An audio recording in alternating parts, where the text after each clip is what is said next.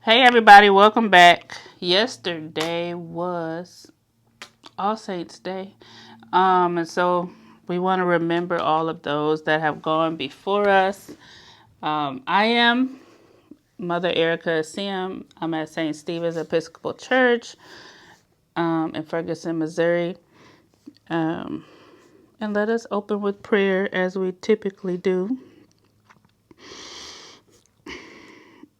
Grant, O God, that your holy and life-giving spirit may so move every human heart, and especially the hearts of the people of this land, that barriers which divide us may crumble, suspicions disappear, and hatred cease, that our divisions being healed, we may live in justice and peace, through Jesus Christ our Lord.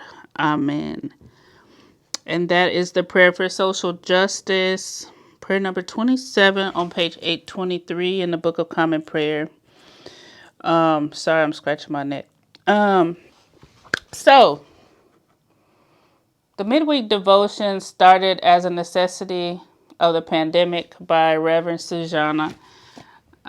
There was no Bible study. People weren't meeting in person. And so she created this as a means to connect with people in their homes. And it has connected with people all over the country, all over the world, and the church. So I think that is excellent. Now that things are opening back up, we will be having Bible study on Wednesdays, and we are meeting in person on Sundays. And I know you guys don't respond to my questions, but I'm wondering if this is still necessary now that St. Stephen's is opening back up, because this was originally created as something to reach the congregation in their homes, right? But we are starting Bible study tomorrow at 6:30 in person, mass required, and Thursdays will be Al-Anon at 6:30, mass required. Tomorrow's Bible study will be about studying the Bible from your own social location. And so what does that mean? Any text that you read, any fiction novel, nonfiction, the Bible, even a text message, when you read that thing, you bring yourself to it, right? You bring your experience. And so if you're reading a romance novel that took place in Gold Country in California and you're from Northern California, you can see yourself in the text. You can see those rivers that might be mentioned in the text because that is where you're from.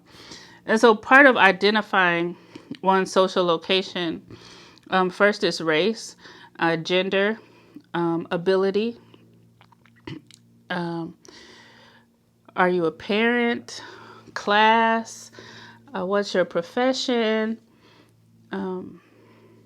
Are you housed, unhoused? All of these things help to identify your social location. And so I am a cisgendered African American woman. I am a mother. I am a wife. I am able bodied. I am educated, and I am a Christian.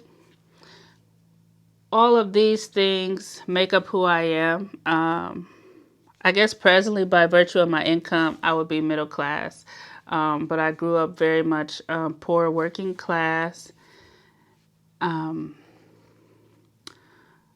So when I read the Bible, let's take the story of Hagar and Sarah, for example. I can identify with Hagar because I was a single mom. Also, she was Egyptian, which means she's African. And so I can identify with Hagar as a mother, as a homeless mother when she was ejected from the home and forced to survive in the woods with her baby. And she sat there crying because she didn't have food or water for her baby. I can identify with that as a single mom, as a homeless mom, and as a black woman. of the African diaspora, because Hagar was Egyptian and she was a slave, right? And so if I can identify with the characters in the Bible, I'm better able to understand and relate to the story and figure out how it applies to me. So let's say you're a woman who can't have children, right?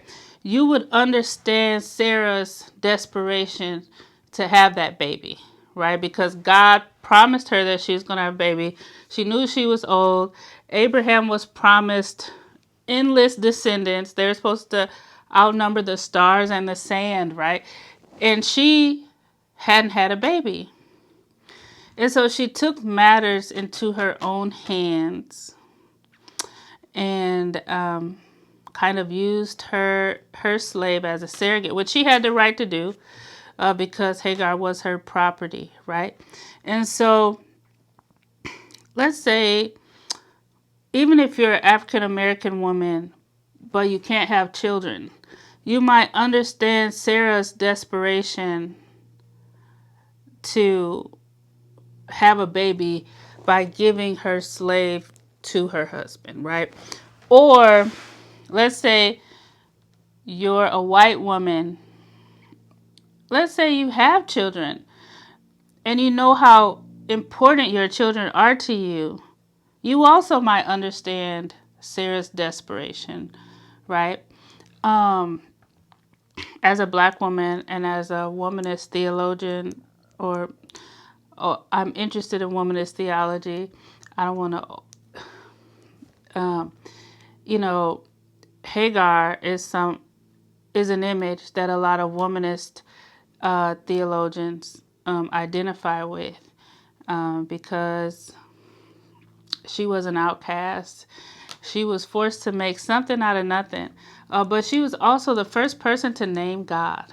And she was a black woman, right? And so that's a big deal. And so the more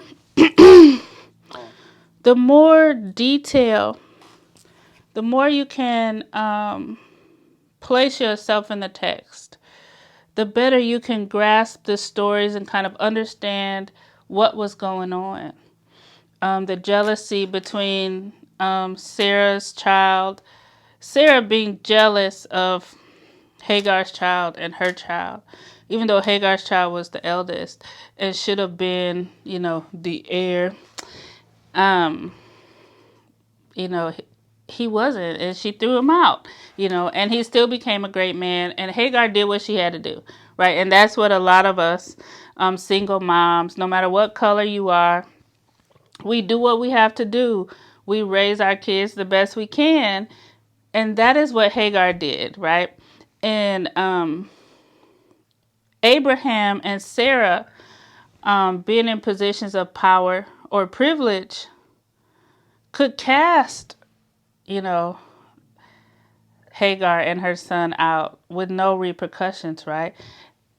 And that might be an uncomfortable part of the story to identify with.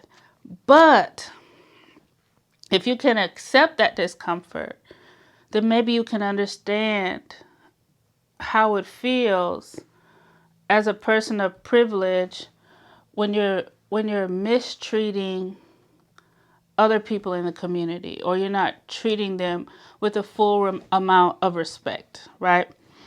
Another example is the Exodus story. So African Americans in this country view the Exodus story as God's will for them to be freed from slavery, right? They identify with the Egyptians who were set free. No, sorry. They identify with the Israelites that left Egypt with Moses and occupied Canaan, right? They were set free from slavery, and they were allowed into a promised land, and they were allowed to come into their own. And so African Americans view that story as their exodus from slavery, and God's will for them to be free from oppression. But the indigenous view the occupation of Canaan as the conquest, the white people coming in and taking over their lands for no other reason except expansion, with no regard for their lives. This one story has two very different. One group of people can read this story as a story of freedom, where another group of people read this story as their freedoms being taken away. And so that is why it is so important that we identify who we are when we're reading the text. And so it wasn't until I was able to go through this process of social location, identifying my social location, was I really able to understand how stories apply to me. And I believe it can help us have a closer relationship with Jesus if we could place ourselves in the text. Let's talk about the Syrophoenician woman, right? She was a mother, a desperate mother. And she was also from an oppressed class of people. She should not have been talking to Jesus because he was a Jew. And Jesus should not have been talking to her because of where she came from. And she came to Jesus in the middle of a crowd, knowing that she would be shunned by that crowd, begging for her daughter to be healed, right? And so as a mother, you can place yourself in that woman's position regardless of if you're a white mother, you're a black mother, you're a Latinx mother. You know what it's like to want to save your child from danger, to want to heal your child when they're sick. And so you can identify, maybe, I can identify with her as a mother. I can also identify with her as someone coming from an oppressed class of people approaching the majority asking for help, right? And so others might identify as the crowd telling her to go away. But if you can see yourself in the crowd telling her to go away, and then hear her plight, you're like, oh, why were they telling her to go away anyway? Like, we need to be more open and accepting. So who am I in this story? Am I the crowd telling Jesus to make her go away? Or am I part of the crowd snickering because Jesus is not supposed to be talking to this woman? So am I the one going, oh my God, what kind of Jew is he? He's talking to this. Like, where are you in this story? And even if you're a person in the story that you don't like, that invites you to unpack that, right? And so the other week we talked about Bartimaeus and being blind. So if you are disabled in any way, whether you're blind, you're deaf, you have mental health issues, um, you have issues walking, whatever it is, if you are disabled, you might identify with Bartimaeus, right? Who, in the midst of this crowd that's telling him to stop yelling, he's yelling, Jesus, Son of David, have mercy on me. And Jesus says, what can I do for you? And he says, I want to see. If you are somebody that's disabled, right? And you understand that desperation. Maybe doctors have told you you'll never see, or you'll never hear, or you'll never walk again. You'll understand Bartimaeus in that story, and you'll be able to accept Jesus' response that much more. Okay?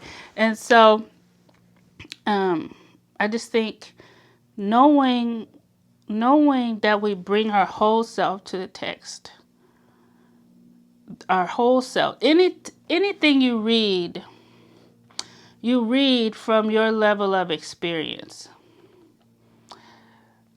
So if you're reading a book about dogs and you've had a lab mix and there's a lab in the story, you're going to understand why the lab is doing what they're doing because you have experience, right? And so this is what we're going to be doing in Bible study. We're going to be identifying our social location, what categories we fit in, and how that impacts how we engage with the Bible. This isn't the Bible, this is the Book of Common Prayer, but anyway, how our social location impacts how we engage with the text. Any text that you read. Once you have a grasp on this, it doesn't matter if it's the Bible or a fiction novel. A lot of historical fiction is out there, period like type of writings, and it's like if somebody wrote a book about Missouri and you've lived in Missouri your whole life, and they're talking about the arch or a certain river or the weather, you'll be like, oh yeah, I know Missouri weather is like that, right? So you can place yourself in the text and understand better what is going on by bringing yourself to the text. And I'm hoping that this will help us go a little deeper spiritually, help us to engage with Jesus on a more personal level. And it's very important to me, this Bible study, and teaching it from this aspect, because it's very important. I think it's even if you are part of the white majority, if you've read this story and felt like those people shouldn't be yelling at her, but when you look at the story and you're like, well, who else am I in this story but the crowd? It should make you think like, wow, when have I been that person in real life? Right? The gospel is meant to make you uncomfortable. I said this on Sunday. If you've been following Jesus and it's always felt good, you are doing something wrong. You are doing something wrong. And I mean that from the bottom of my heart. If it feels good all the time, something is not right. Okay? Because Jesus requires sacrifice. Jesus requires obedience, and sometimes he asks us to do stuff that we don't want to do. I didn't want to be a priest, and look where I am now. I did not want to be a priest. I wanted to be a chaplain, a hospital chaplain, and I was like, no, but here I am. So, and it is very uncomfortable I have to care for everyone that I see on the street, in the gas station. I'm just a very compassionate person. I'm also a very empathetic person. And so I feel what you feel. And sometimes I hate that. Like, I hate it. But it is who God made me. It is who God has called me to be. And at times it can be very uncomfortable. But with God's help, I get through it. And I just love people. That's what God has called me to do, to love people. If you are interested in coming to Bible study tomorrow, feel free. You'll be hearing a repeat of what you just heard. But anyway, Bible study tomorrow, Al-Anon on Thursday, church on Sunday mornings at 10. Bible study will not be recorded, unfortunately. Might be some personal discussions that, people don't want to share. So, sorry about that. But I will see you next time. Bye-bye.